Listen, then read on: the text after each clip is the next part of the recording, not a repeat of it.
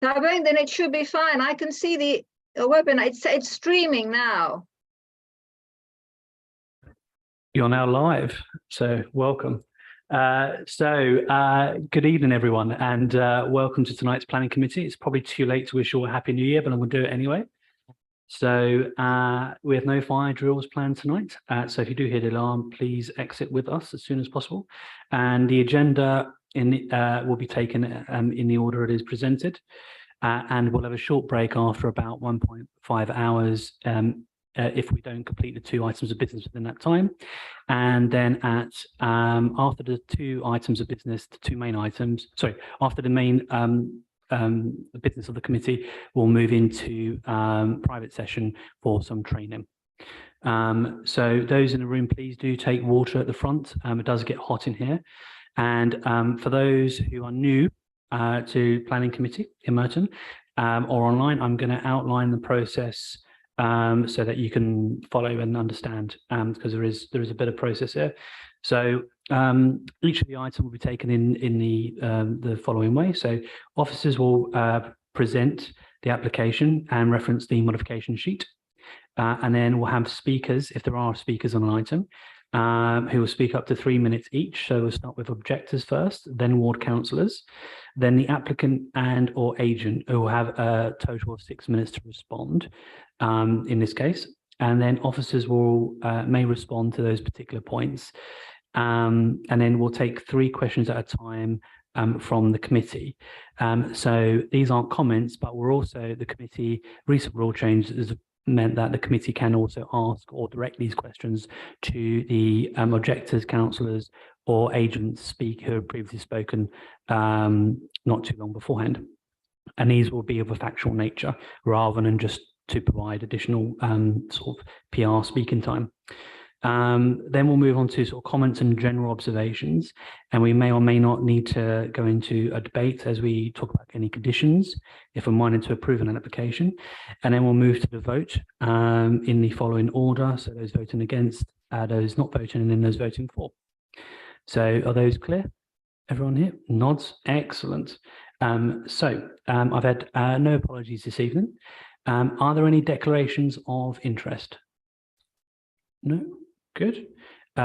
Minutes of the previous meeting. Can I have a seconder to say that they are a true and accurate account? Ed, thank you very much. I saw that hand. Amazing. Okay, so we're going to move on to item 5. So that's 22 PO 812. So it's 81 to 83 Wimbledon Hill Road.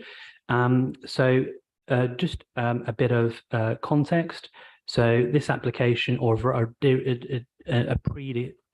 precursor application, was taken by the previous committee and was rejected. That application is now at appeal, and this application has taken on board the discussion points of the previous committee and is presented before us tonight for our consideration.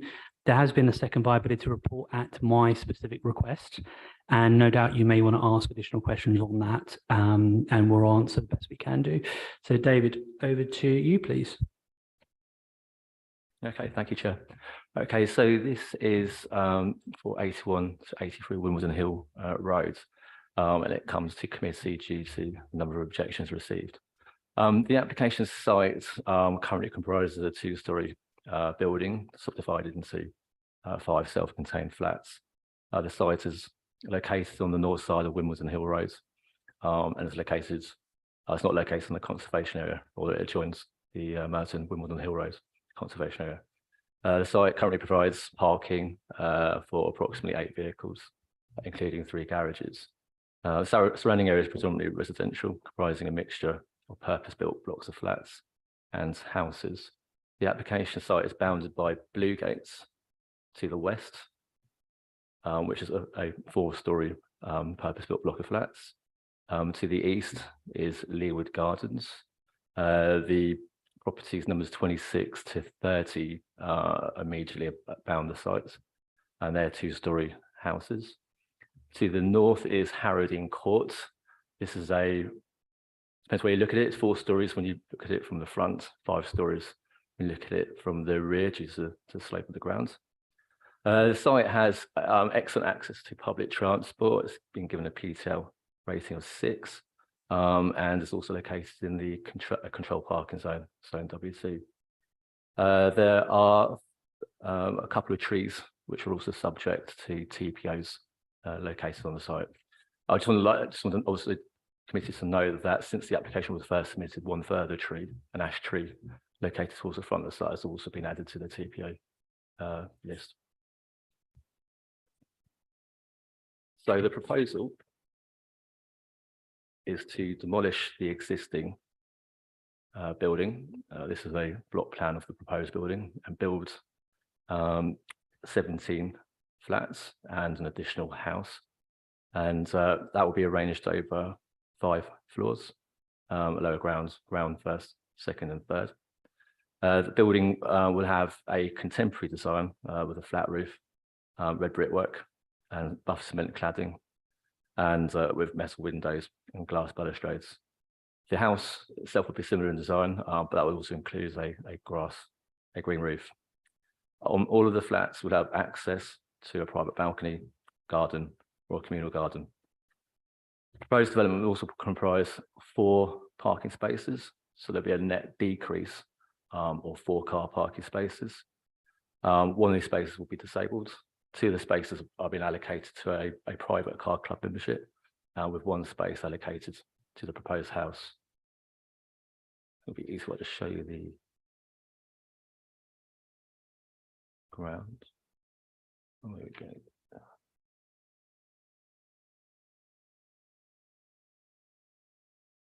So it's a bit slow. Yeah, that's the proposed ground floor. So you can see the car parking spaces. Bin storage would be on the east side of the sites. Cycle storage on the west side of the sites.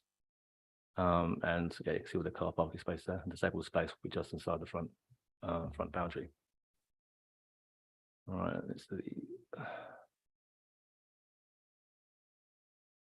these are the elevations. I'll just take you to the front.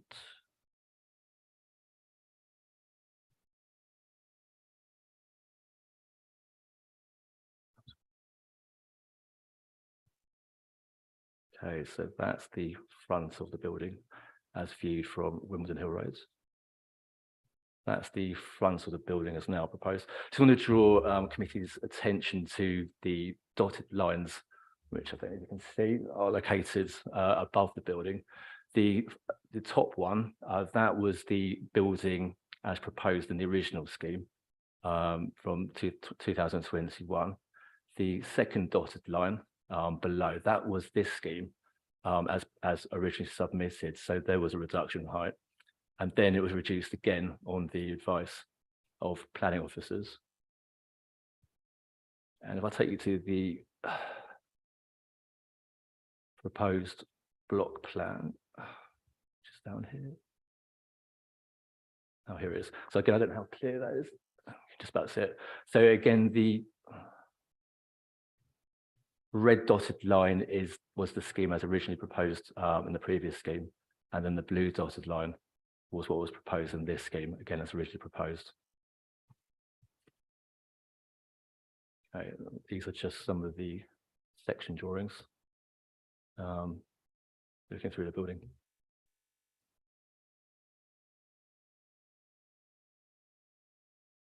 And as you can see, the house is there on the right-hand side of that section drawing, and that's the house. That's as viewed from the block of flats. So it's single story above ground level with a basement floor.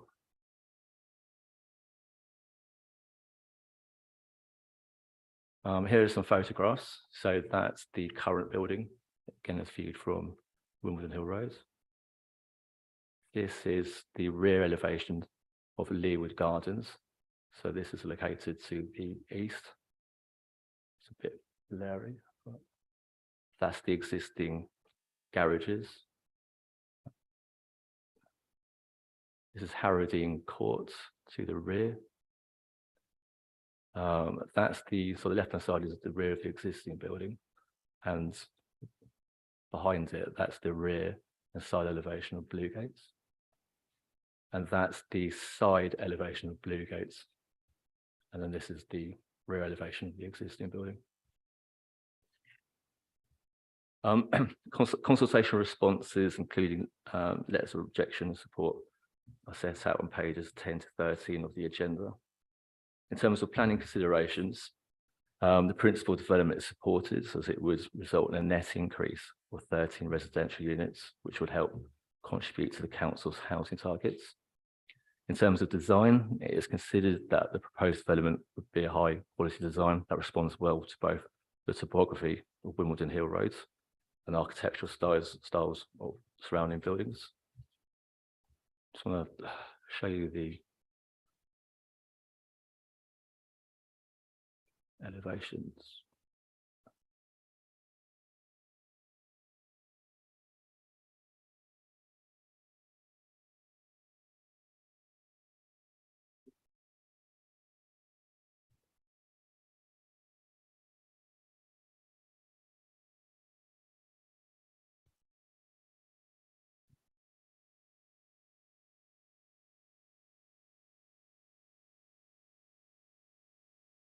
All right, just responding a little bit slowly. There we go.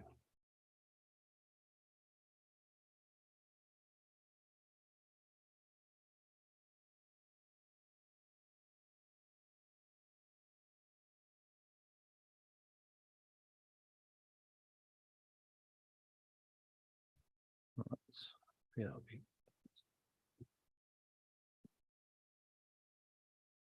Okay, just wanted to show you this drawing. I mean, as you can see, there's a clear stepping down of building heights. You can see blue gates on the left-hand side, and there's a clear stepping down in building height now between blue gates, the proposed building, and the two-storey houses on Leawood Gardens.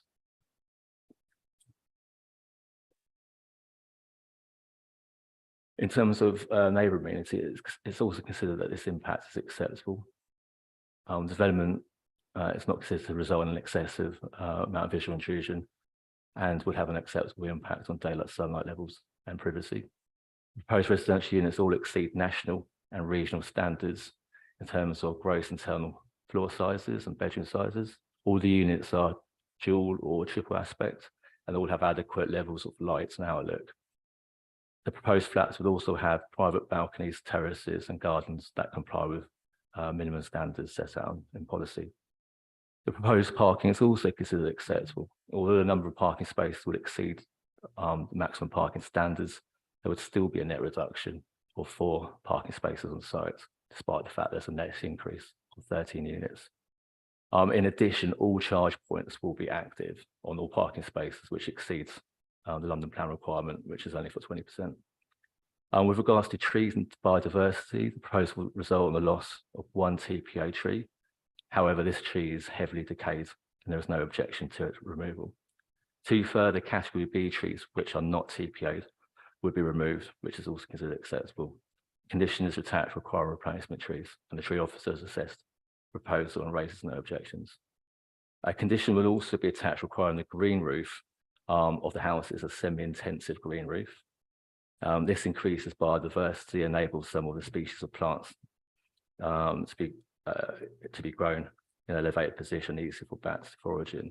A further condition will be attached requiring the installation of bird and bat boxes and native planting to further increase biodiversity. And finally, in terms of flood risk and structural considerations, the council's structural and flood engineers have assessed the proposal and raised no objections subject to appropriate conditions. Members are therefore recommended to approve the application. Thank you very much. So we have 2 objectors. One of the local ward councillors and one of the other ward councillors is a member of the committee and the agent to speak. So can I ask Keith Simpson, who's in the room here, to speak? Keith, you have 3 minutes and we'll be monitoring your time using the traffic light system here. And when it is red, I will ask you to stop. Ready? Are we ready? Go for it. Go. This application should be refused because it's much the same as the one firmly rejected in 2021. It still conflicts with Merton's policy on affordable housing. It's still visually intrusive, overbearing, and unneighbourly due to its mass, height, bulk, and siting. It will cause overshadowing, overlooking, and a 30% loss of light. 2 years on, little has changed. It would adversely affect tens of residents in Leeward Gardens, Harradine Court, and Bluegates, which all sit no more than 20 decent strides or less from the 2 proposed 5-storey blocks. The scheme is excessive and insensitive, right through to digging 8 160-metre deep boreholes yards from the foundations of 2 blocks of flats and 6 houses. It's a speculative attempt at overdevelopment from an applicant that doesn't even own the site. And less detail has been supplied this time than last. No CGIs, no clear elevations with outlines of the existing period house, plans obscured with fictitious trees and incorrectly labelled elevations.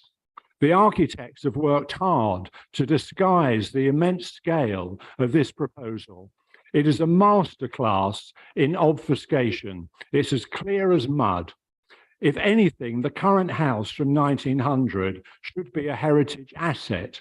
Historic England calls it a composite of Italianate and arts and crafts styles.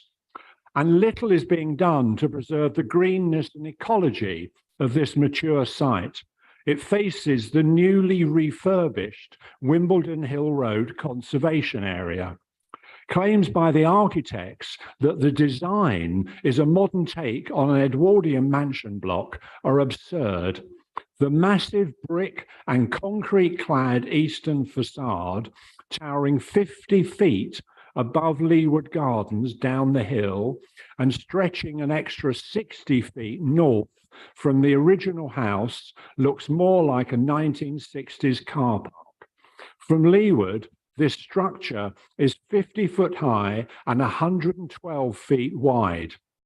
The orientation of the 2 5-storey blocks is wrong, as was said by the police in 2021. And the new detached house sticks up nearly 4 feet above the leeward boundary, reinforcing the overall claustrophobic effect. We are not anti-development, but a 400% increase in size is too extreme. It ducks its on-site affordability housing. Thank you, Keith. FVA. Please refuse. Thank you very much for your passionate plea. So I think we've got Maria Isabel, who's online. Maria, are you with us?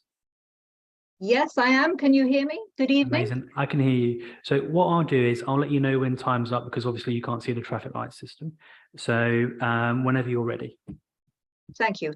The planning application before you triggered 48 letters of objection after it was first registered online, as confirmed in an email from the Planning Department dated 31st of May 2022. Here I will list my main objections to it, as outlined more fully in the letter that I sent to each of you personally and submitted formally to the Planning Department, along with supporting documentation. First, no affordable housing is provided, even though it has been demonstrated that a surplus, not a deficit, would be generated by the scheme, such that it could be. The developer is overstating his costs and understating his profits, and both viability appraisals commissioned by the council make too many incorrect assumptions and are either too lenient or too careless to hold him properly to account.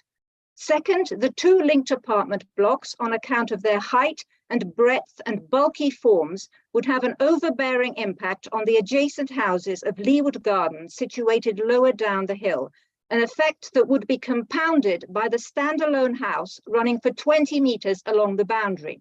They would be visually intrusive on these neighboring properties below, and they would be very ugly, all of which is visualized in the CGI that I have provided. Third, rooms in at least 3 apartments in the adjacent Bluegates apartment block would suffer an unacceptable loss of daylight according to BRE guidelines. After further tests, as stipulated in the BRE guide but omitted by the developer, it has been demonstrated that 2 of the ground floor rooms, a kitchen and a bedroom, would each lose more than 50% of their existing distributed daylight. The bedroom in question is a children's room, moreover. Fourth, design out crime principles have been ignored and lied about, and the design of the two linked apartment block's main communal entrance presents a security concern, one aggravated further in the amended plans by the steps down to the garden nearby. Fifth, there are 3 car parking spaces that should not be there, or maybe it's 2, since the total number of spaces varies from one amended plan to the next. Sixth, the council's own tree officer has lamented that new tree planting on site would be limited to small ornamental trees rather than larger and more prominent species, and there would be no like-for-like replacement of old trees, for instance, the horse chestnut. Seventh, given the location on the slope of a hill, insufficient attention has been paid to the risk posed to the foundations of neighboring homes by the large basement excavation project and the lowering of the ground level. For all these reasons, I would urge you to reject the planning application before you. Apart from anything else, it would be irresponsible to ignore the lack of affordable housing when it has been demonstrated that it can be provided by the scheme, and when the financial viability assessments and appraisals that supposedly exempt the developer from providing it are littered with mistakes, as I demonstrated with specific examples in my letter to you. Thank you very much. Really appreciate the points you've been making, and we'll probably come back to several of those in questioning as well. Can I invite Councillor Dan Holden? Dan, well, there you are. So Dan is one of the local ward councillors. So Dan, you have 3 minutes to speak. Thank you, Chair. Good evening, planning colleagues. I'm here again tonight to side with my residents in opposing this application at 81 to 83 Wimbledon Hill Road. You will have seen and received lots of detailed objections from residents in the surrounding homes. This is the second time the site has come to PAC, previously appearing at the December 21 meeting. Residents of mine in adjoining Bluegates flats and houses in Leawood Gardens, especially those numbered 26 to 30, will be particularly harmed by this development, as will residents in Harrow Court. In balancing up the pros and cons, it is clear to me that the negatives still outweigh any positives of the scheme. The only pro argument is it adds a few extra expensive houses. Like in the 2021 application, I think this current application should be refused. The negatives of the application include loss of light and loss of privacy. The proposal will cause a loss of light to the ground and first floors of Bluegates to the west of the site, putting these into shade. The light studies shown a major negative impact onto the flats in Bluegates, especially flats 1 and 2. Similarly, for Leawood Gardens, which sits in the adjoining section down the hill, the proposal will present a large massed wall close to the rear of their homes that will feel imposing, overbearing, causing loss of light and privacy, and again harm the residents' right to peaceful enjoyment of their homes and gardens. One of the major concerns expressed by that previous committee meeting was a lack of affordable homes and no contribution in lieu of, and was the primary reason why it was refused. It is therefore surprising that this application still has no affordable housing units or a lack of contribution in lieu of affordable. One would have expected that the removal of the expensive, expansive underground car parking would have allowed for some affordable units. Wimbledon shouldn't just be the preserve of wealthy people buying homes. This scheme thus fails the council's own and London plan policies on affordable housing units. The Mayor of London's own affordable housing test expects schemes to provide at least 35% affordable housing. This has 0 and no money in lieu of. The application is a very large and dense overdevelopment of the plot in which it sits and would disrupt the scale, mass and rhythm of the streetscape on this side of Wimbledon Hill Road.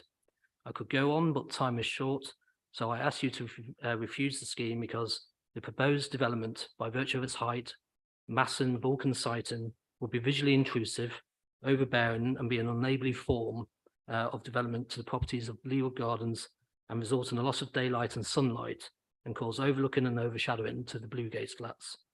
This application is therefore contrary to policy DMD2 of the Sites and Policies Plan and policy CS14 of the Merton's Core strategy. And it also fails the London plan. Or you could simply refuse it because it fails to provide sufficient affordable homes or any money in lieu of, which is contrary to the Mayor of London's plan policy H4. Thank you, Dan, very much for your advocation of residents. I'd like to invite now Adrian Lees, who's the agent, to speak for 6 minutes. Adrian. It's David Norris, the of ADM Planning. Oh, so Apologies, in lieu David. in lieu of Adrian Lees. Thank you. Thank you. Good evening. It's important to state that the scheme that you see before you this evening has evolved in close consultation with the planning officers of the past 10 months, and whose aim has been to create a high quality development that responds to the character and amenity of the area, has a positive impact on the streetscape, and provides an exceptional place for residents to live. There is a significant under-delivery of housing nationally and within London. As such, current planning policy is very clear and requires developers to make the most efficient use of land in sustainable locations to ensure the delivery of new homes. The site is in a highly sustainable location, being just outside of Wimbledon Town Centre, and is within a short walk to the main train station, the shops and meters of Wimbledon Town. The site is within the public transport accessibility level 6A, which is very high.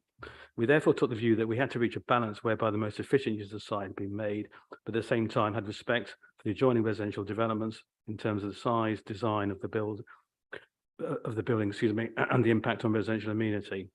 Our first scheme was refused by the Planning Applications Committee in December 2021, where 4 objections were given to reject the application. We have worked in cooperation with your planning officers to both overcome these objections and to present a development which will make a strong positive contribution towards enhancing the character and appearance of the area. We are proposing 17 new units, which is a net gain of 13 for the borough. There's also a proposed detached house set over 2 floors, located between the proposed flats and the boundary of the site with Leawood Gardens. Conceived as a modern interpretation of the traditional London mansion block, both in form and materiality, the arrangement of the proposal on the site has been carefully appraised in context to the built form of the neighbouring buildings and the location of existing mature trees. Further consideration has been given to minimise impact to surrounding dwellings by controlling the views out from the new block and to minimise overlooking. As a result of these considerations, the development maximises the amount of green and amenity space around the building without losing this critical area to parking and hard standing, as is the case with surrounding residential developments. None of the above affects the quality of the overall design or the care that we take in the selection and use of quality low-key materials. Consideration of detailing how each element junctions with one another will lead to a modest building that will age gracefully and be an asset to the local built environment. The street frontage would also be further enhanced through the replacement of a tatty wooden fence with a new brick wall and piers with wooden entrance gates. When viewed from Wimbledon Hill Road, this development will be perceived as 3 stories plus a setback 4th floor. This is completely in keeping in scale with other developments on Wimbledon Hill Road and relatively modest when compared to many. The land slopes down and away from the frontage towards the rear of the site, so the building will be seen as 3 stories and a setback 4 to the rear. This is in keeping with its neighbours such as Howardine Court and Bluegate, which utilise the slope of the land in this natural dip in the topography. As can be seen from the drawings, the proposed building will afford relatively generous distances to boundaries with the adjoining properties and create opportunities for additional planting. The front elevation, of course, with the building line for Wimbledon Hill Road. The committee raised specific concerns for the impact upon Leawood Gardens and Bluegate in relation to physical impact, loss of daylight and sunlight and privacy. The height of the main building has been reduced in height by 2.05 metres. The shoulder of the building has also been reduced by approximately 2 metres, and the building has been moved a further 1 metre from the boundary with Bluegate. In relation to Leawood Gardens, the impact of the development on Leawood Gardens can be found at paragraphs 734 to 735 of the officer's report, where it's noted that the proposed flat building is located towards the western side of the site, creating a gap of between 20 to 25 metres to the rear of Leawood Gardens. This, coupled with a reduction in height, together with a setback of the proposed building, all help to ensure that the relationship between the proposed and existing buildings is an acceptable one. To prevent any direct overlook to the Leawood Garden properties, all the facing windows have been indented and angled. The applicant's daylight sunlight report also confirms that Leawood Gardens will not suffer from an unacceptable level of daylight or overshadowing. The proposed single detached house, which will separate the flats from Leawood Gardens, is modest in height, being 3 metres with a flat roof and set off the boundary by 2 metres. It will not be visually intrusive or overbearing when viewed from Leawood Gardens. The second part of the objection related to overlooking and overshadowing to the flat standards of Bluegates. Again, as noted in the planning officer's report at paragraph 736 of his report, to the combination of a significant reduction in the height of the main building over 2 metres and its movement away from its neighbour 1 metre, which has overcome previous concerns relating to daylight, sunlight, overshadowing and outlook for occupiers of Bluegates. The daylight sunlight report concludes that the proposed development will have a minor impact on only 4 windows of the neighbouring property. These windows, however, small side windows to the kitchen and second bedroom in those flats. The main reception and master bedrooms of those units face Wimbledon Hill Road and are completely unaffected. In terms of privacy, the side-facing windows of Blue Gates, as previously stated, serve a kitchen and second bedroom, and the distance between the existing and proposed would be 9.68 metres. As again noted by the planning officer, the impact on privacy for both existing and future occupiers would be acceptable, given bedrooms are generally used for sleeping at night and not heavily used during the day. In relation to affordable housing, 3 reports have been prepared, 1 commissioned by the applicant and 2 by the council, to assess as to whether the proposal will support any affordable housing provision. The 2 council commission reports both state that the scheme would be in deficit and as such would not be viable with any affordable housing provision. The applicant has, however, agreed to an early and late stage review of the scheme to capture any potential uplift in value should that accrue. In terms of basement parking and parking provision, the planning committee raised concerns with this aspect of the previous scheme. This scheme removes the basement car parking with 4 surface level car parking spaces now proposed. These include a disabled space with 2 spaces allocated to a car club and 1 space for a detached house. All spaces will be provided with electric charging points. In addition, the development will be permit free given the site's high public transport accessibility level. The applicant has agreed to enter into a legal agreement to this effect. Also, regard to energy contributions, an energy statement concludes that the development will provide a 60% reduction in CO2 emissions. David, thank you very much for running through a hell of a lot of detail very, very quickly. No doubt we'll come back to you with some further questions. So can I ask Al David to come back in? And I'd be really interested also if you have any comments about viability. I mean, we've heard 2 different stories here. And also explain the late and early stage gate review. I mean, our committee would be aware, but some others in the audience and online won't know that. Okay, so there's been 2 independent reviews on top of the applicant's own viability assessment. I think one thing you need to note, first of all, is that both viability reviews show quite a significant deficit. So the first one was showing 2.9 million, and the second one 1.6 million pounds. I did actually have a conversation with the second viability assessor about this, and his view was that in this situation, because the existing benchmark value, so the existing land value where you've got 5 flats in Wimbledon, because that is so high, it's very difficult. And that combined with the existing site, you've got a basement or a semi-basement which has been built on a hill, which increases the build costs. He said it's pretty much impossible to get a surplus on a scheme such as this. In terms of early and late stage reviews, so in terms of early stage review, that will be set at a certain stage of the development. I think usually when the foundations have been built. So that will be reviewed. So there is an uplift in value. We can then hopefully capture, in some cases, some on-site affordable housing.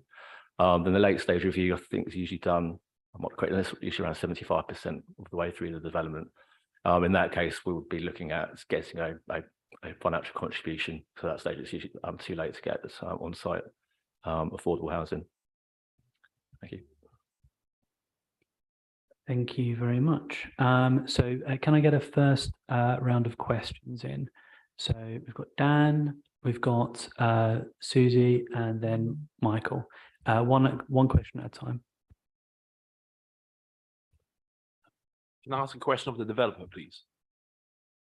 So I was wondering if you can explain the difference between your cherry-picked financial viability assessor and the council's independent one. There seems to be quite a variation. So can you explain why yours at 5 million and 2 independent ones showed quite a lot less? And was this the first time you used them? And given they have such a huge difference from the council's one, would you be using them again?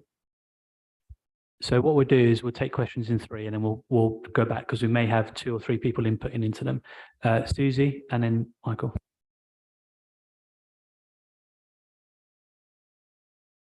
Sorry, this is a question for the developer as well.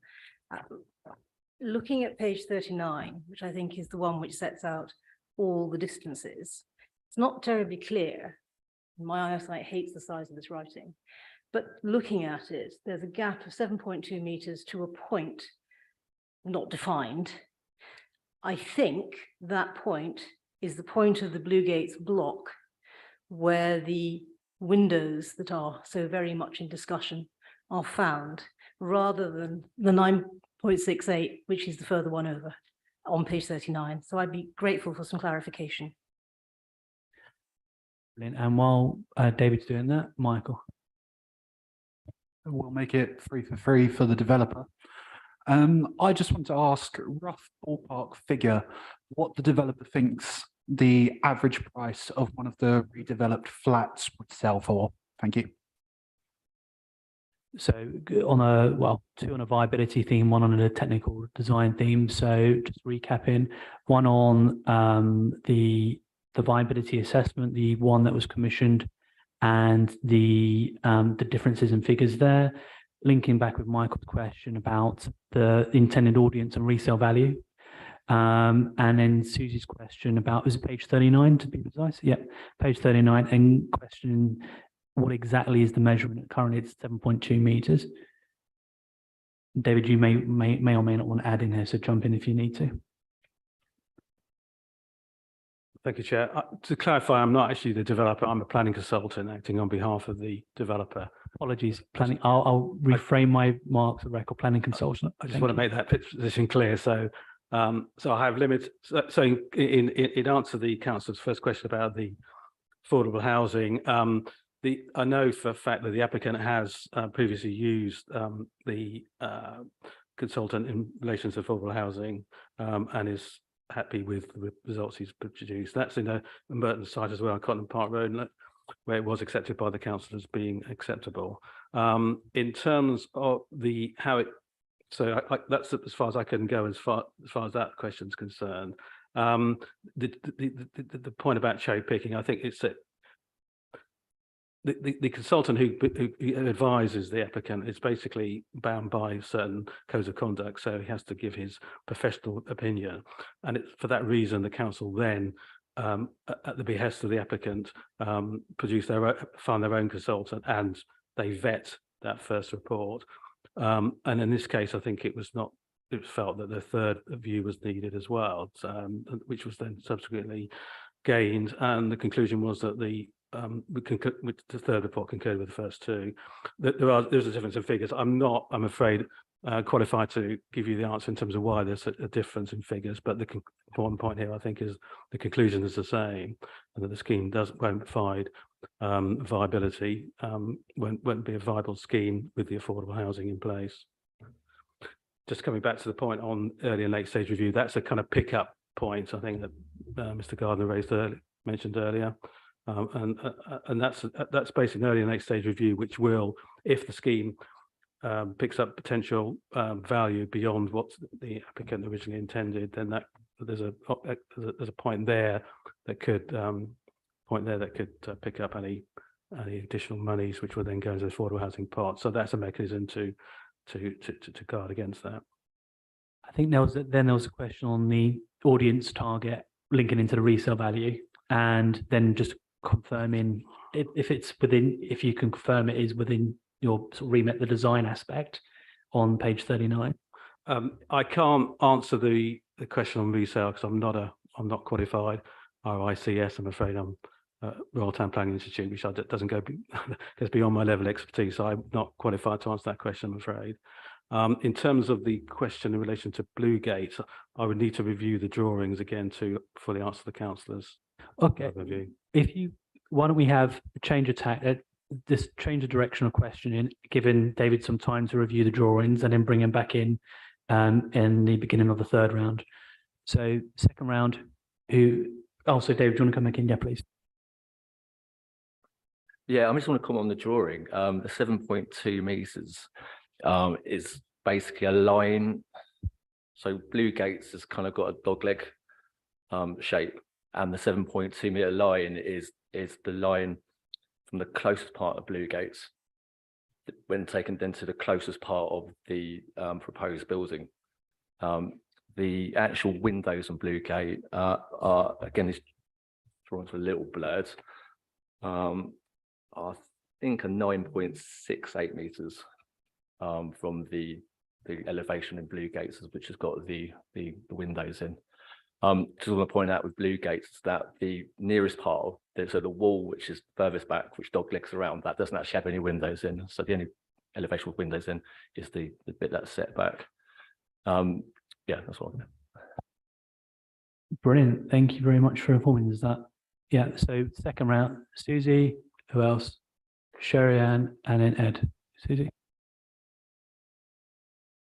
Sorry, this is one for the officer on the reply he's just given us.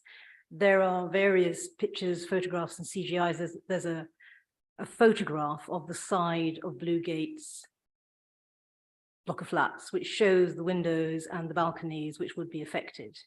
And it's one of Merton's photographs. It's not a CGI from a resident. If you could put that up, I'd be helped. One of the ones you referred to fairly early on.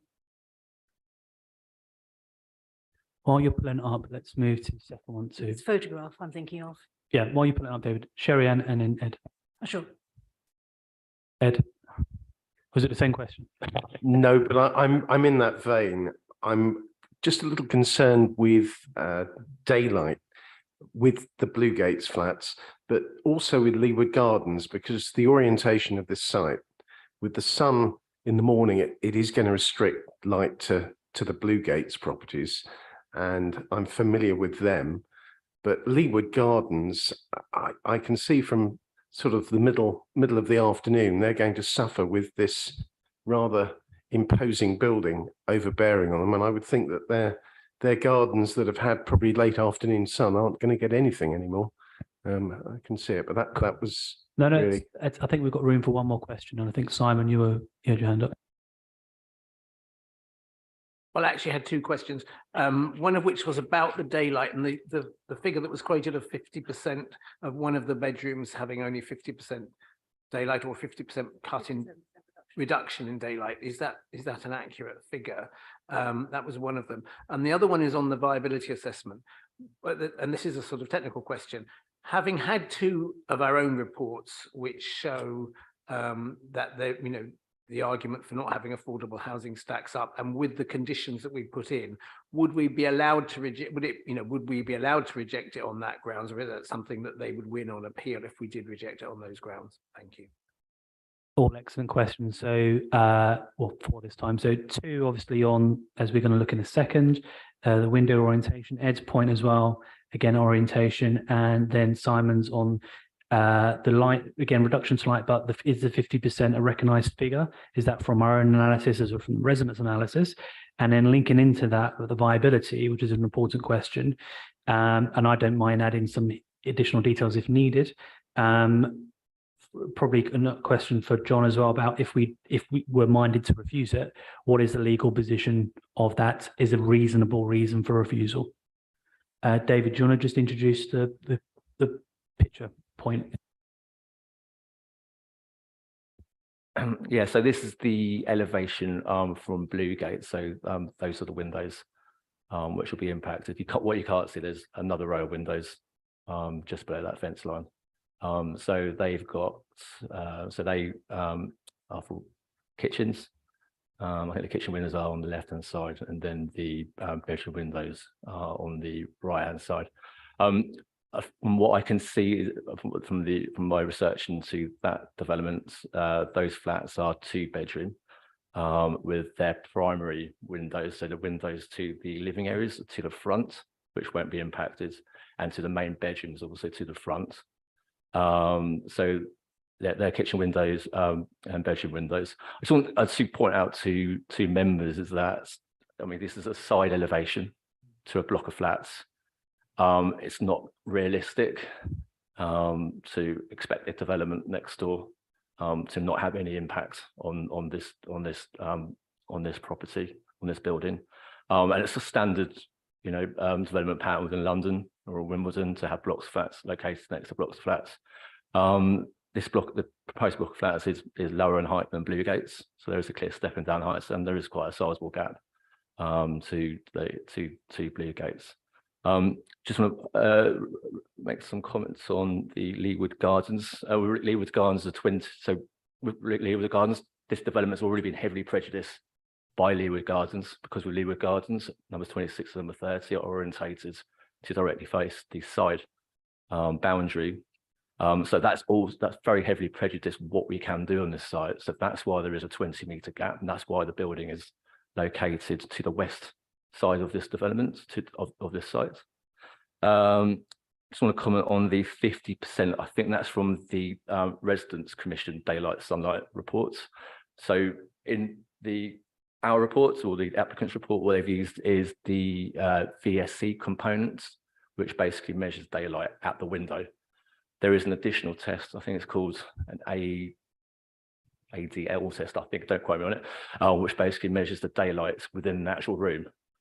There's no guidance and there's no policy which says that applicants need to provide certain sort of tests.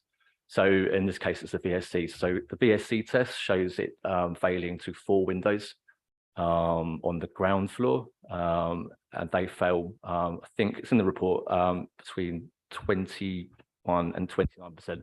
So BRE guidance basically says for a development where the windows fail by 20 to 35%, the impact is a minor impact. It's not considered to be a major impact. Can I just pause you there? When you say fail, do you mean a reduction, or is it they score 20%? Like what's for context? Because we're not technically familiar with the rating on the scale. So they will measure the existing light in a room or at a window. So for example, if it's got 80% daylight sunlight, they'll then measure the reduction in that daylight sunlight. So if there's a less than 20% reduction, that daylight is considered to be a negligible impact. 20 to 35%, it's considered to be a minor impact. 35 to 50, moderate, and over 50%, it's considered to be a major impact. Yeah, that's what was it. And I think the last point was on for John about the point about affordable housing.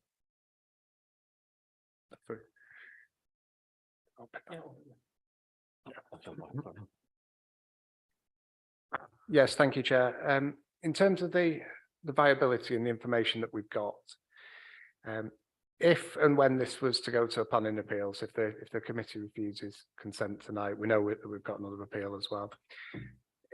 If and when it went to appeal, inspectors look at cases a bit differently. So whereas at the moment planning officers come to our own planning judgment on many matters, what the inspector will focus on is the issues that we've raised tonight and the reasons for refusal. And the inspector will judge that in terms of what evidence is there to back up those reasons for refusal. So it is judged fairly differently, slightly differently at the appeal stage. And we've got 3 viability views that say the scheme is making a deficit. They are professional views. They are very technical pieces of work. Now, viability assessors do use different assumptions, and that you can come out with different numbers on the back of that, as has happened in this case. But it is still a basis not of planning judgment, but of technical professional opinion.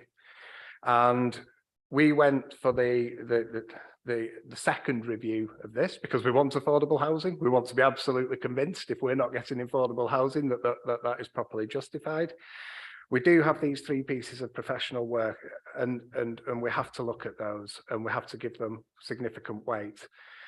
What an inspector will say is, has the council produced a body of evidence that demonstrably outweighs the opinions that we've had so far? Without that, there is, and we've not uncovered that degree of evidence.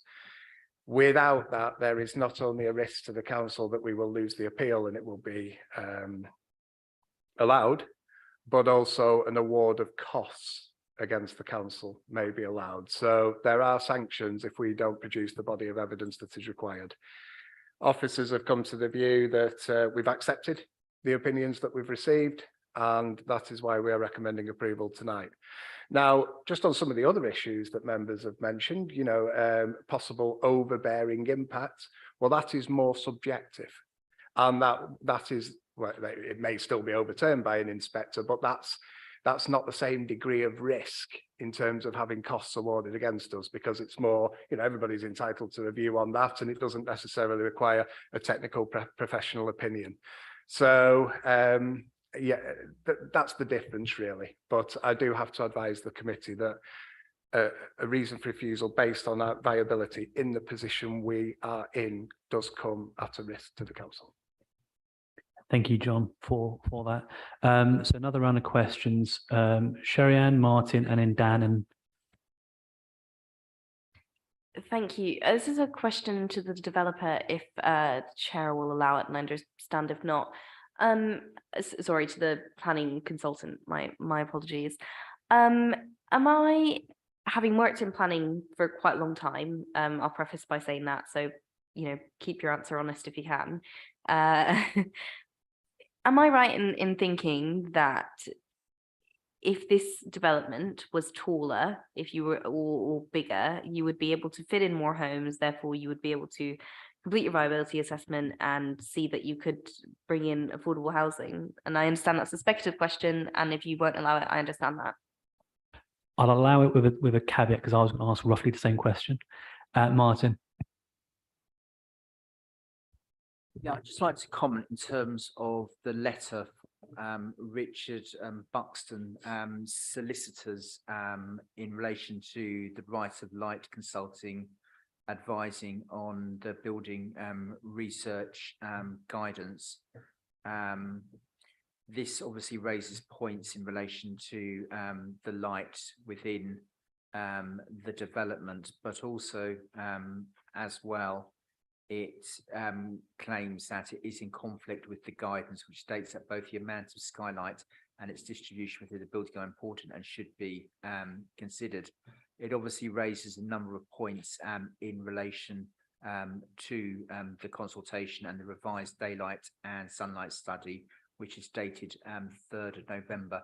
I would be grateful, obviously, if comments could be made in relation to the points in the letters, if the officers could address them. I don't know whether they've seen it, but I think obviously in terms of clarification, that would be extremely useful, obviously, in terms of our decision making tonight. It's a very fair question. And Dan, and I'll recap. A question for the officer, please, with regards to 711.1 about air quality and about electrical vehicle charging. I note the officers have recommended the condition, but has that condition been accepted, and is the applicant okay with that?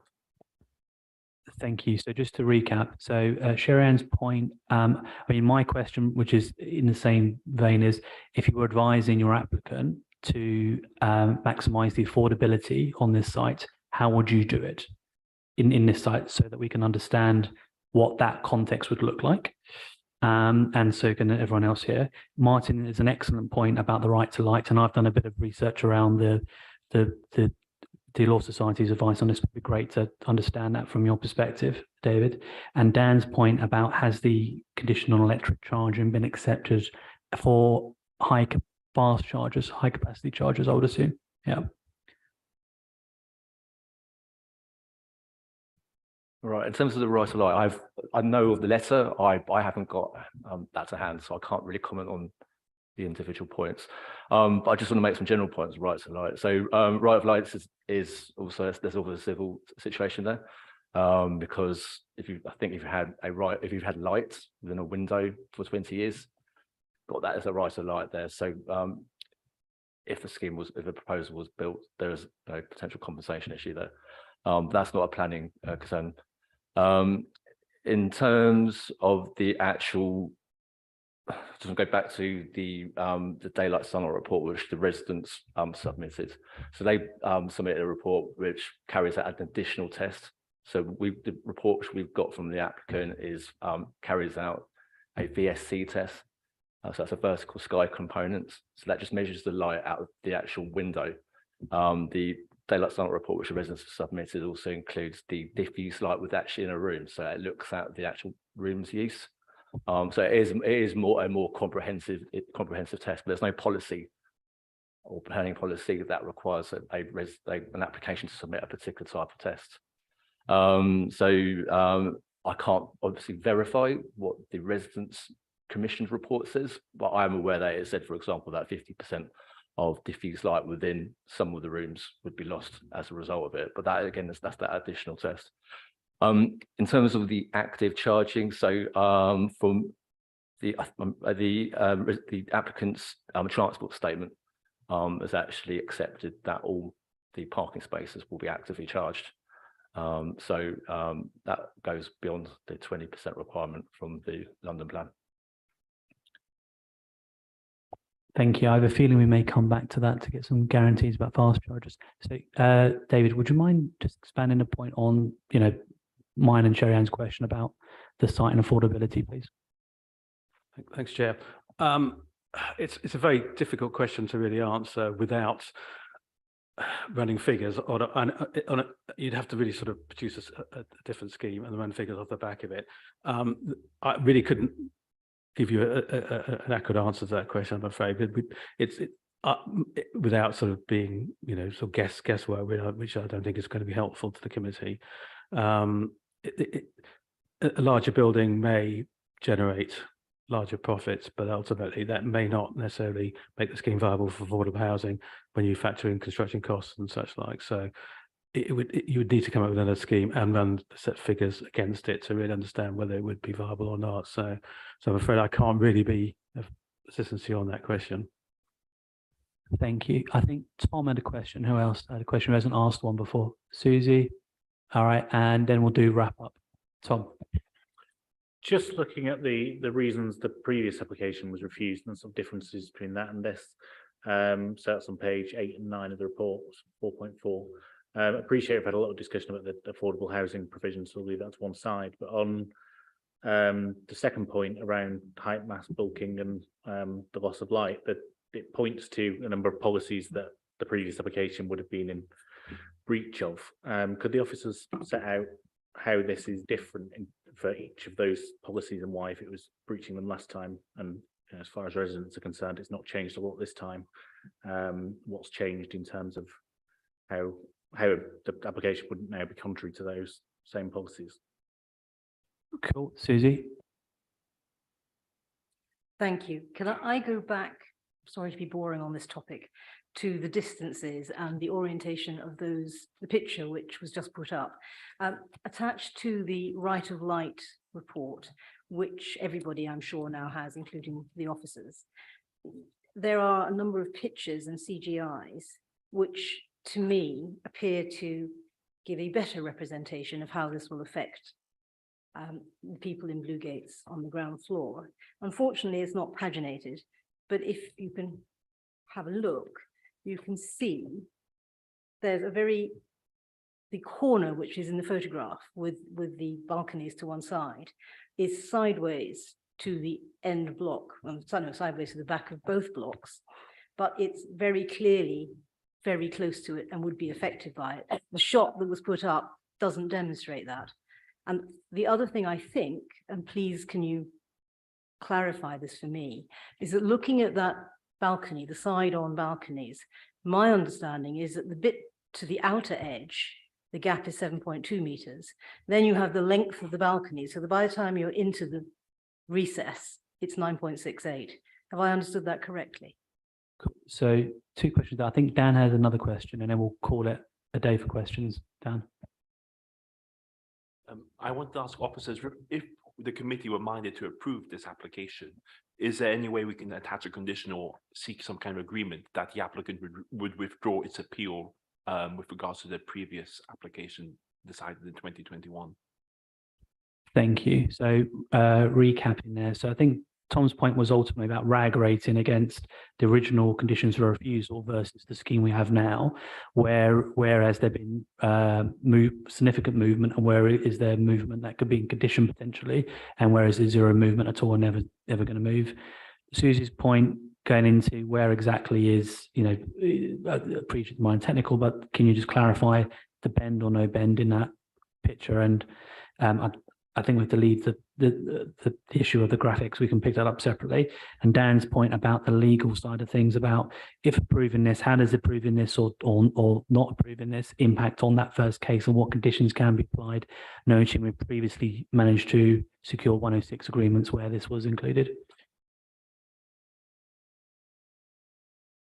Right, so yeah, in terms of the reasons for refusal for the first application. So in terms of height, mass, and bulk, just want to just go back to the elevations. That's the best way to.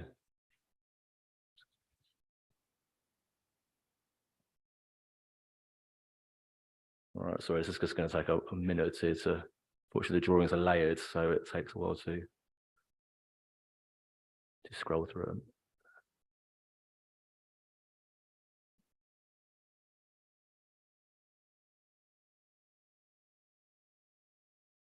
Right, just whilst I'll wait for that to load up. So the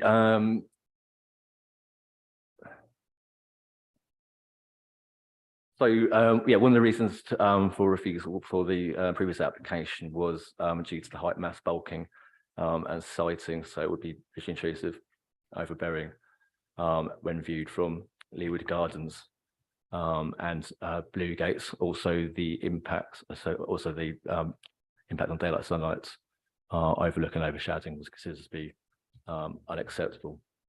So for this one, so if you I'll just want to, if members would go to page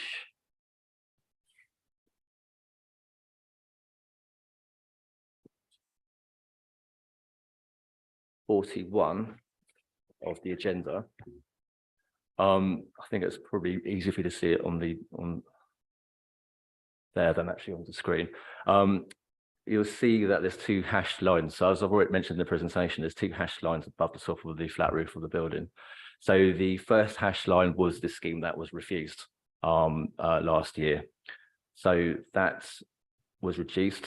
So when this scheme was first proposed, it was reduced to the height of the next hash line further down, and then it was reduced again further. So a total of 2.05 meters in height it was reduced by.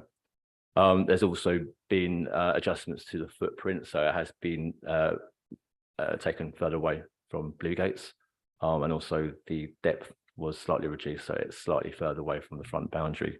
So officers consider that this amendment would address those concerns from the previous scheme, and that in terms of both the visual intrusion, overbearing side of things, but also in terms of daylight, sunlight, overshadowing, and so on. So we do think that it now complies with all the relevant policies within our local plan. With regards to regards to Councillor Hicks's question, the 7.2 meters, so that is the distance to the nearest point of the building, and then the elevation with the windows, where it's set back, is then located 9.6, 9.7 odd meters from the building. With regards to, I just want to make the point in terms of the actual impacts on those balconies. You'll see yourself that the actual flank wall or Blue Gates itself sits hard up against those balconies. So any impact on windows in those rooms would be on this building be far less significant, far less than what the impact is of the Blue Gates building itself has on those windows, given the gap. With regards to the final question, I don't believe we can condition an applicant withdraws an appeal. That they're two separate. Cool, no worries. I think, John, so you may jump it, yeah. Yes, Chairman, I think what I would advise on that point is that we have been in the situation before where there have been previously refused applications, and we have negotiated with the developer that an appeal would not be lodged if a consent was forthcoming for a second application. My concern in this case is that we are at a very advanced stage of the appeal for the previous planning application. Tim, if I'm right in thinking we are literally only expecting the inspector's report to come through now. So I don't think we've been in this set of circumstances before in terms of making that requirement. The inspector's probably done so much work on the scheme that probably have doubts as to whether that was a reasonable stipulation for the planning committee to impose at this particular stage. The only thing I could suggest is that we ask the agent, is that something that the agent would volunteer? And then that would give me more confidence that we might be able to achieve that. That's a very fair question. David, are you able to advise us on that? Thank you, Chairman. I need to take instructions from the applicant in terms of whether that would be a possibility. It may be, but I can't say until I've had that conversation. In my previous experience, that has happened in the past where we've offered to withdraw the appeal on the basis of the application behind it is approved, but I can't give you any confirmation that at this moment in time that would be agreed to by the applicant. Are you on sort of WhatsApp chat, or can you call him now? I could have a conversation. Yeah. Yeah. If you all right, get back to you on that. If you can have the conversation, well, we've got comments and then conditions. So if we do mind it a bit, and Jill's got a question. Yeah, apologies, Chair. It's just really about what we're discussing right now. If they were granted their appeal on this previous application, would that mean then legally they're in a position to actually go forward on that building application, in which case this has all been a waste of time? Yeah. So. Yeah. Yeah. Okay. Thank you. Hence, so again, and colleagues jump in if I'm completely off piece. The previous scheme is previous scheme. We know residents' views on that. And Tom has talked about the previous committee's points on it. So, and if it was passed or rejected here, and that was approved, then anyone else want to come back on that or offer a no? Cool. All right. Yeah, we've had while David has a quick call, we've got comments. Does anyone want to have some comments? I think Susie's got a few comments. And Jill definitely, and Dan in that order, and then we'll do another round.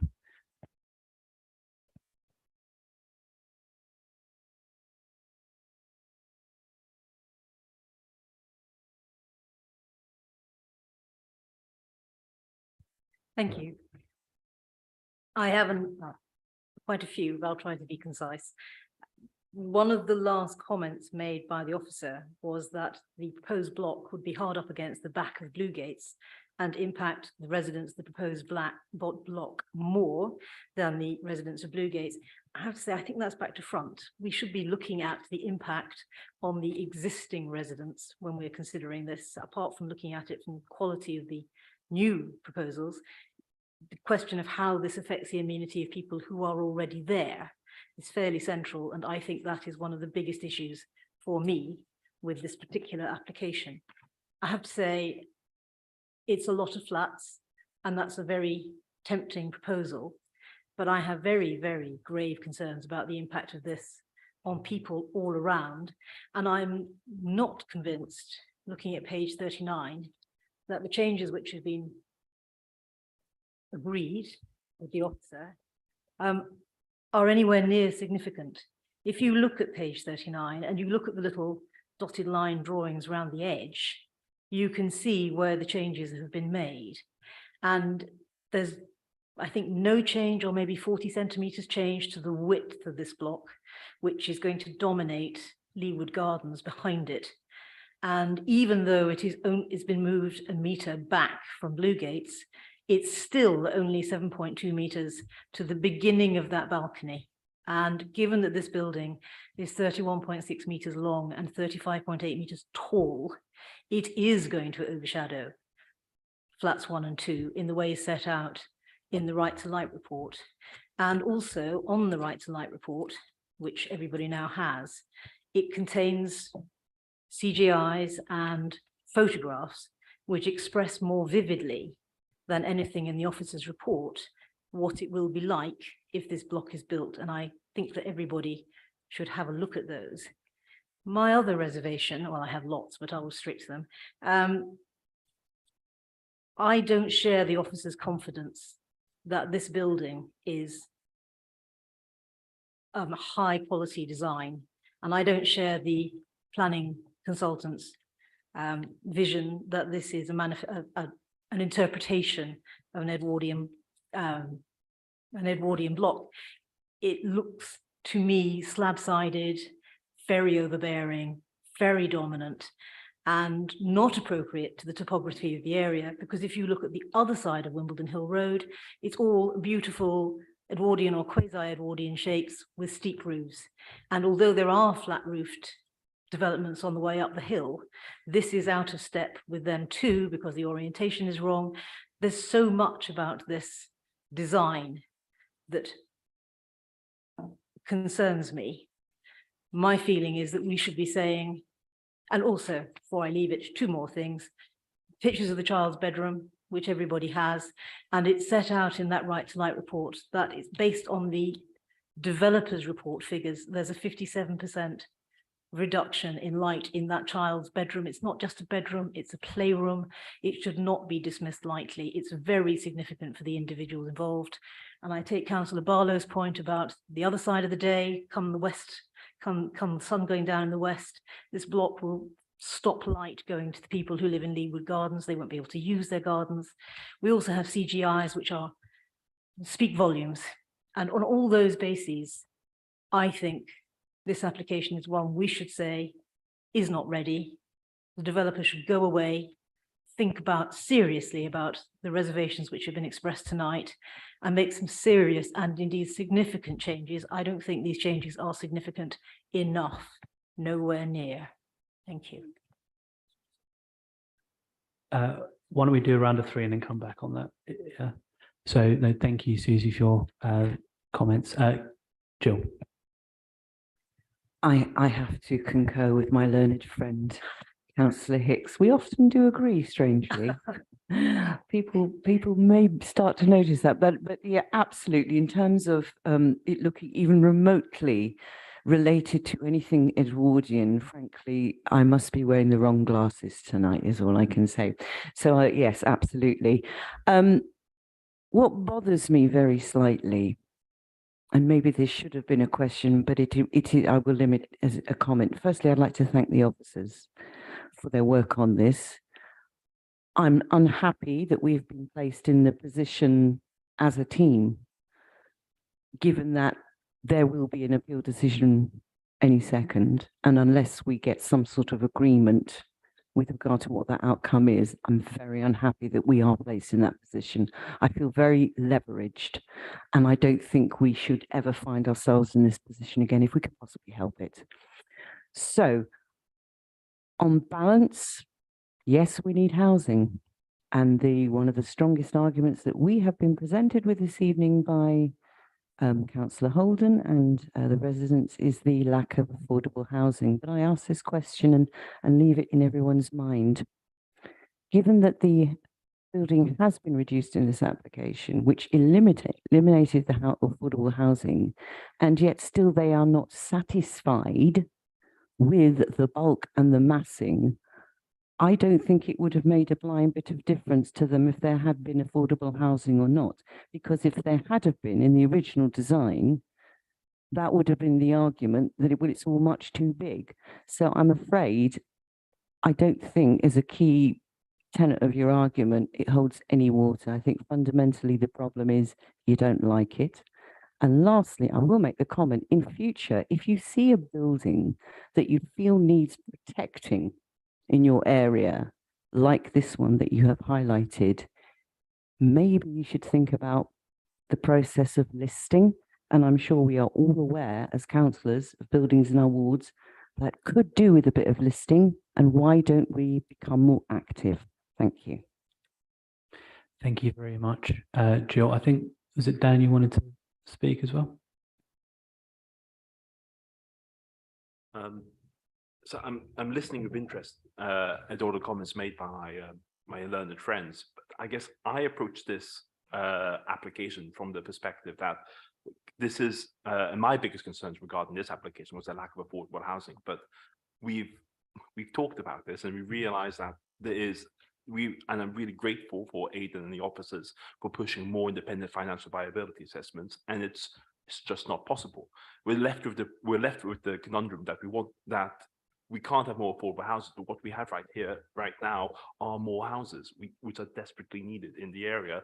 And I hear the point that we need to bear in mind current residents' concerns, but I think the opposite made the point here that no matter what development were to be built here, there would always be some kind of impact, and the impacts, at least in the reports that we have right now on the lights, etc., have been described as minor, and that's what we have to go on. Yes, there's a reduction, but there's a reduction, and the trade-off is more people are going to have homes, and that's something which I want to see. And so, even though I hear the planning consultant describing a cozy relationship with their financial viability assessor, I'm still minded to support this application because the impacts on light is minor according to what we have in front of us here, and this will ultimately increase in a net increase in homes. And I was wondering if we could add a condition that for the EV charging, for them to be high capacity, that would provide me further reassurance that this will be doing something with this land that will be a net positive in the end. Thank you, Dan. I've got some comments. I just want to bring David back in, the planning consultant, to see if he's got an answer. Thank you, Chair. I have had a conversation with the applicant. He's not prepared to commit at this stage. We would consider his position in terms of the figures, basically, for both schemes and which ones work and which one wouldn't work. So I'm afraid I can't give you any assurance at this stage that if you approve this application, if you approve this application this evening, that he would withdraw the appeal. That's an interesting response. Thank you very much. So, I mean, my comments are, actually, Jill took the words out of my mouth. I feel leveraged is an interesting turn of phrase. And similarly to everyone here, everyone knows my sort of preference is to maximize affordability where we can. And the alternative on this site, I don't think would be in the minds of residents what they would want to see, because the reality is it's affordability and volume. There is a relationship there, and the more volume, there are more potential for more affordable units. So I think it would have the counter effect of what residents would like here, even though it may not be in their response. One thing I was noting in what the residents were saying, particularly Maria Isabel, was referencing the trees that will be taken off site. And what I would want to see conditioned, and it'd be great to get a view or a counter view, is that these trees should be like for like, as in if you are having to get rid of a mature tree, would like a mature tree to replace the existing one. And I think that seems only fair, if reasonable. I also would like to understand about the relationship, the car membership again, and whether we can condition to extend that from I think it's the 5 years to 10 years. But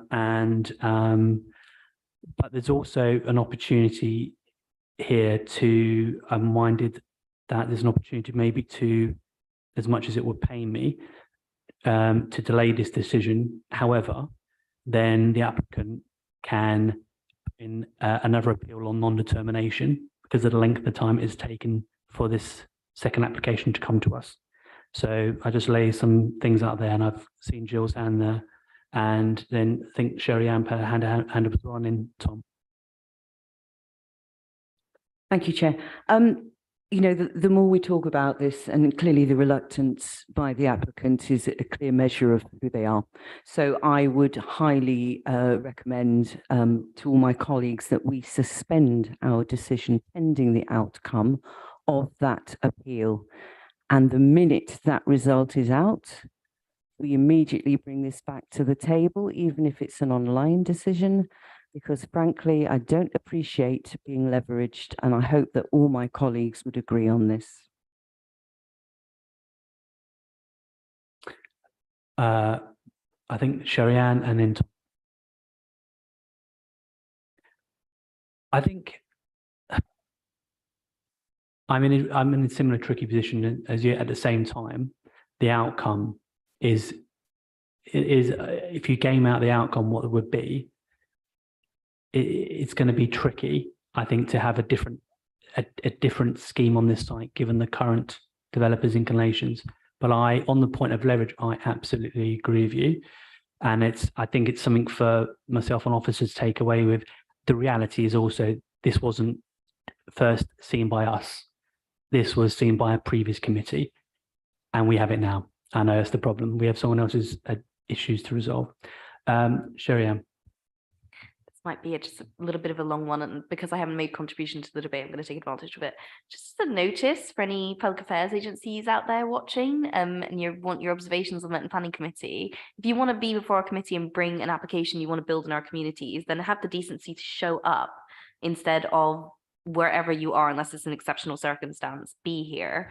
Secondly, I was sympathetic to the plight of the developer, actually, until you came back and said that. Because I will answer what the planning consultant won't answer, is that if you want affordable housing, you need to build bigger and big higher, which is not going to happen in this situation. And I totally think objectors would be sort of happy with that. This is going to appeal. So like I would have voted for this application because I would want a more sympathetic building with lesser floors and bulk. So for those reasons, I would obviously have voted for this application because, you know, allowing the appeal would have meant a reduction in sort of even more light for the child's playroom, which I'm very, very sympathetic to. I would also just say on the point of design, you know, don't pretend that the design is paying tribute to Edwardian. The design is paying tribute as a modern design because it's designed to be energy efficient. And if you're going to come here and say that, I think that's just a bit ridiculous, really. Just be honest. The design is a modern design because it needs to be all sorts of things energy efficient. The way that we build homes and insulate homes has been very different to the way we built them 100 years ago, more than 150 years ago now. So in conclusion of all of these remarks, I am very minded to agree with my friend Jill here and also Susie that we should refuse this application because they're just gonna, you know, if I was them, I'd go with the original appeal, and that seems, sorry, not if I was them. If I was them, I would honor this decision. But it's clear that they're not going to if we approve this. So what is the actual point? It's utterly ridiculous, and you've put us in a shit situation, a terrible situation. I'm so sorry, and you've leveraged us. And to be honest, I'm quite incensed that I'm sat here as a member of planning committee with supposed power, with no real power tonight.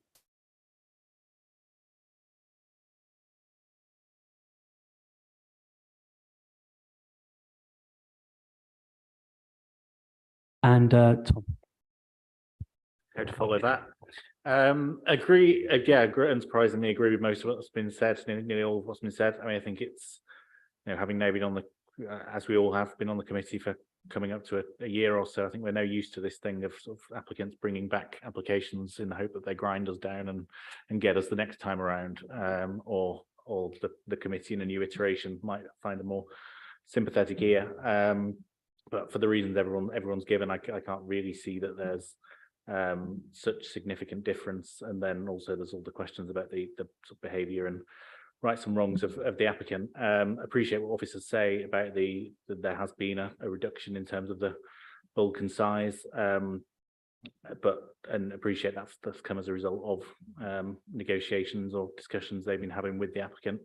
I did look back, and this sounds more critical of officers than I'm wanting it to sound, but I can't think of a better way to say it. Officers did recommend granting permission the last time around. So actually it's not a matter of now this has improved sufficiently that officers have changed their mind. You know, officers have already said it is a subjective decision around size and mass and what the decision the committee might come to.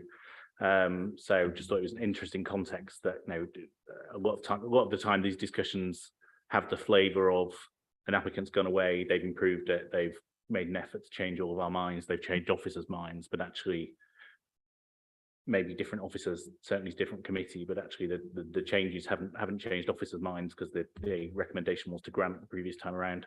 Certainly from what I heard from colleagues, I think they were moving in another direction, would hope so, and would certainly support refusing this. And then what will be when it comes to the the appeal of the other decision. Super. I'll just bring last three comments, Michael, Ed, and then Simon. But I just want to, then I'll add my piece at the end, and that's it, because we want to move on to other items. So, Michael. Thank you, Chair. Yes, I've sat here this evening getting more and more furious with the way that this development and this discussion has been going throughout the evening. The inability to answer questions that we put forward to them, then to feel like we're being strong-armed, then to feel like the developer has been acting entirely in bad faith from the beginning of the evening. If there was any chance that I was going to approve this application or vote to approve this application, it has evaporated over the course of this evening. So I would say suspend the decision, or I will vote to reject.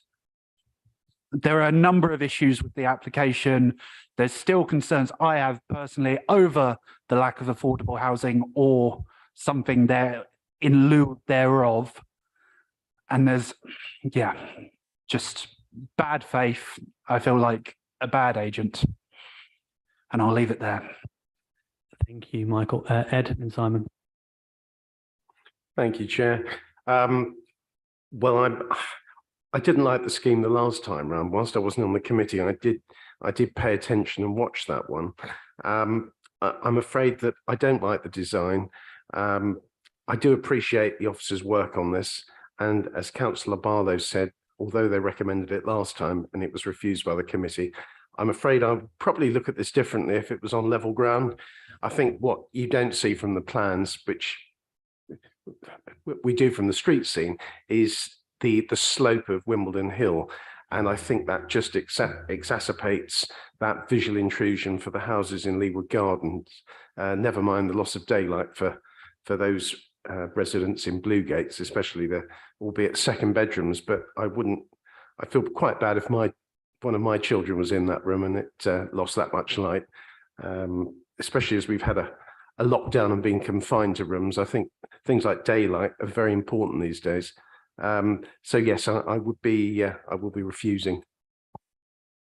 Thank you, Simon, and I've got a round up and then we'll go to vote.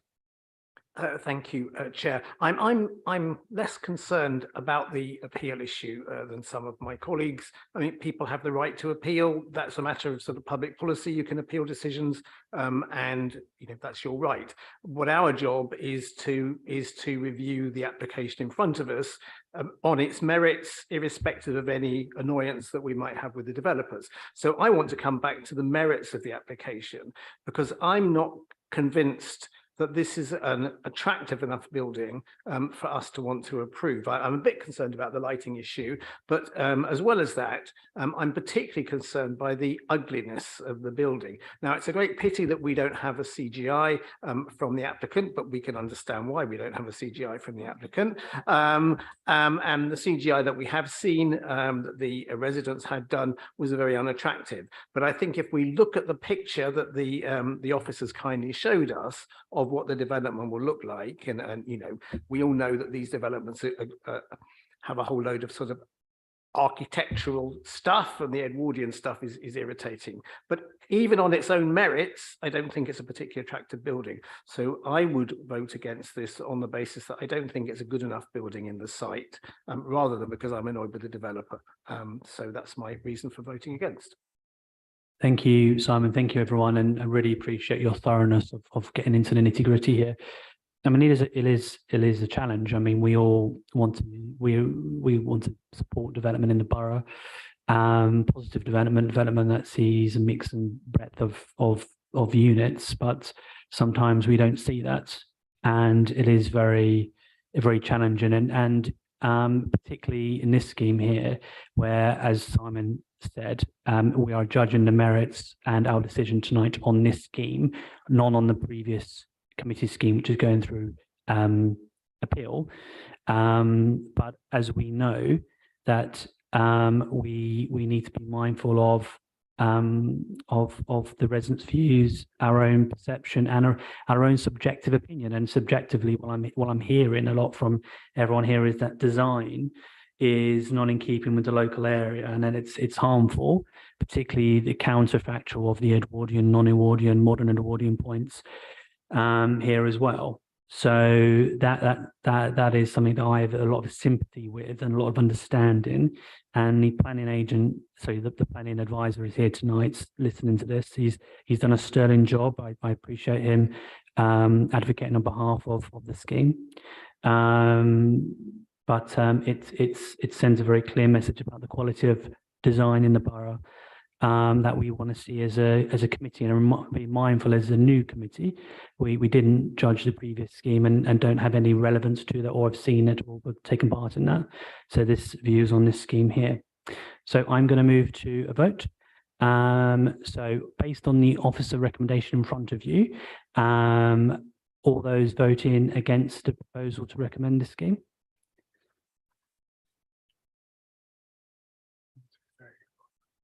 Eight, Chairman. Not voting? One, Chairman. Two, sorry. Voting in favour? None, Chairman. So the scheme is refused. So we're going to need a planning reason, sorry. Yes, and Yeah. if I could just come in there, please, Chairman. I've heard a number of points that have been raised by members tonight, which have given a really good steer. I think even though you're a new committee and didn't consider the previous application, one thing that I'm mindful of is that design was not a reason for refusal last time, but neighbour amenity was. And I think if it's okay with the members, we would look to write up the decision notice based on a reason for refusal in terms of the relationship between the neighbours, the occupiers, and how they would perceive the development, is my suggestion, Chairman. Thank you. So we've heard that recommendation. Can I have so support? Susie supports, or do you want to have something to say? Just briefly, I don't know whether we're precluded from basing our decision on design, but this does seem to me to be a very serious breach of D3 in terms of not enhancing local context and not responding to local distinctiveness and all the rest that follows from that. If we can include that, because basically collectively everybody around this room seems to think that this is a very ugly building and not going to enhance the area at all. I'd be pleased to include that, but if that's legally unhelpful, then I defer to your judgment. I mean, I think John has given us sound advice about the merits on what he's mentioned. I would hope that including that as part of a single, because the process is we have our view tonight, and then there's a longer bit of explanation that's provided along with our commentary. So I think we've heard here tonight design is an aspect, and we've heard neighbourhood amenities an aspect as well. But John, on the legal side, please do. I think if the main thrust of the reason for refusal was around the relationship with the neighbours, I think we could refer to the point about distinctiveness. I would be comfortable with that, and to explain that it's a new committee, it's a subjective judgment, and that you wish for that to be included. Amazing. So yes, so that's the technical leads. It's always how do we filter that and interpret that. So can I get agreement by the committee? Nods, unanimous. Thank you very much, everyone. Thank you, everyone, for coming tonight. Thank you for our speakers as well. Thank you. So we now move on to our next item of business, which is 18 Whittlefield Court. I believe Wendy Wong is going to be presenting this. So what we'll do is just have a pause briefly for a couple of minutes while we do a changeover.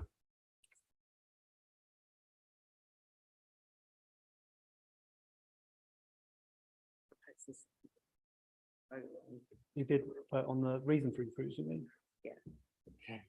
Yeah. Sorry, guys. Can I have you back in the room? Jill, back in, please. Sorry, Simon. Sorry. We need to do one more vote. I've been instructed. So I believe we did vote for the reason for refusal being about neighbourhood amenity and incorporated aspects of design, but I've been informed we need to make it explicit and do a hand vote. So all those in favour for that particular reason, please put their hands up.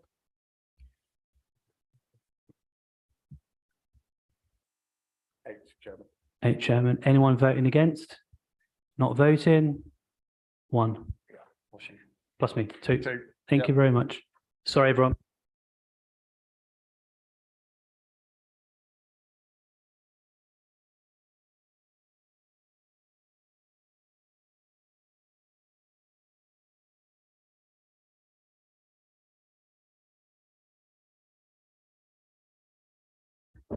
So we'll come back in 5 minutes' time.